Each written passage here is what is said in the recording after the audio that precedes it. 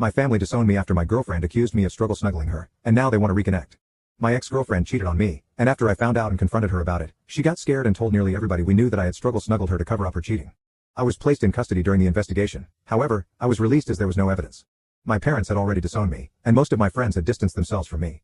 I wasn't even proven innocent by a jury, so my parents still believed me to be a struggle snuggler who had gotten lucky. My best friend began to help me behind their backs, and I ran away. I had nothing to lose, as nobody liked or even approached me, and my college barred me from attending lessons, only emailing me the work and bringing me in for exams. I went as far away from that town as I could and got an apartment after working in some community jobs for some money. I managed to sort of stabilize myself. I decided to change my name after a while because I came to hate looking at it for some reason. I still don't know why. This helped me start a new slate, and I made a few new friends when I went into university. Again, I don't know why I did this. I'm still in truckloads of debt and was incredibly poor looking back. I finished my degree in teaching and moved far away to a country on the opposite side of the globe where I now live. I got a nice apartment and settled down in my new job. Eventually, I met a girl who turned out to become my now wife. Initially, I couldn't trust her. I would flinch if she tried to touch me, or I'd start fidgeting when she got close. However, after realizing how much patience she had with me, I fell head over heels for her. She eventually gave birth to my twin daughter and son, whom I adore and will defend to the edge of the universe. Her family got used to me very quickly considering I was a foreigner and not very trusted. They treated me well, and I sort of remembered how a loving family actually is. Now I'm living in a nice house with both of my children and wife, and we're very happy. That is until last night when I was playing on our PlayStation with my son while my wife and daughter were in the garden. There was a knock on the door, and lo and behold, my father was there. He smiled weakly and began to speak, but I slammed the door so hard I scared my son. I took him to his room and called for my wife to take my daughter to her bed. She was freaking out, and so was I. My father kept knocking on the door, and I just broke down in that moment. My wife comforted me, and then answered the door for me. She asked who he was, and he said he was my father. I had given my wife a vague background of me, and she had nothing but sorrow for me. She looked understandably pissed and began to scream at my father for abandoning me and whatnot. After she calmed down, I told her to let him in and instructed her to go to our kids' bedroom to keep them busy while I talked to my dad. He explained that he was doing my ex-girlfriend a favor by clearing some stuff on her phone. While he was managing her messages, he stumbled upon a conversation between her and the guy she cheated on me with, expressing guilt for ruining my life and a desire to take it all back.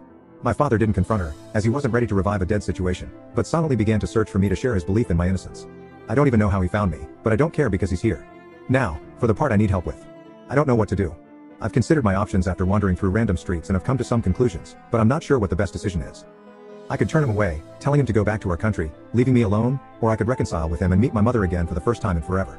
Update 1. I visited my father in his hotel and informed him that I wouldn't reconcile with him or anything like that.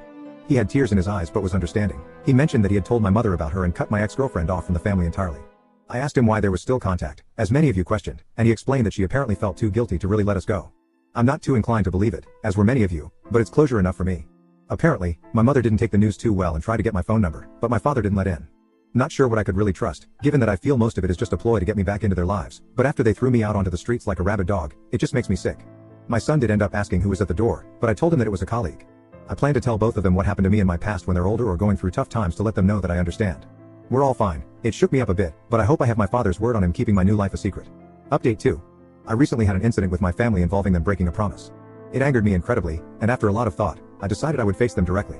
I flew back to my home country and met with everybody involved, my mom, dad, brother, and even the girl who accused me. I was nervous, of course, but I was shocked when I realized I didn't really see them as family. I recognized them, of course, but I didn't see them the way I see my wife, kids, and in-laws. My mother started by breaking into tears and trying to apologize. I just felt disgusted by it. My father comforted my mother, and my brother was the one who kept his composure and initiated the conversation. He asked me how I was doing, and I responded by telling him to cut any small talk and that this meeting was on my terms. I told all of them that I was not looking for reconciliation, and I simply wanted closure. I made sure to tell them that I would call the police should they attempt to chase me. I asked my parents why they were so quick to abandon me, even though the police said there was no proof. They explained that they made a rash decision, and seeing me in custody broke their hearts. I called them out on it since they didn't try to stick up for me or anything. Then, I asked my brother why he never contacted me. He looked surprised and said that he did, but I just ignored him all that time. Turns out, he was right. My brother had tried hundreds of times to contact me and give me money to get me off rock bottom. However, he questioned why I never answered and assumed that I hated him because of what happened. Well, as it turns out, my mother had my contacts blocked on all of her phone plans as she paid for my brother's old phone plan. So, I couldn't even receive help when I was completely lost. Then, the cherry on top, my ex. I first asked her why she actually did it. She said that she was scared of what would happen and that she never stopped loving me even throughout it all. She claimed that every session of therapy made her feel even more guilty, as she knew it was all fake. She then told me that she hadn't dated anyone since, in hopes that I would come back, and she could apologize because an apology would apparently reverse time and fix it all.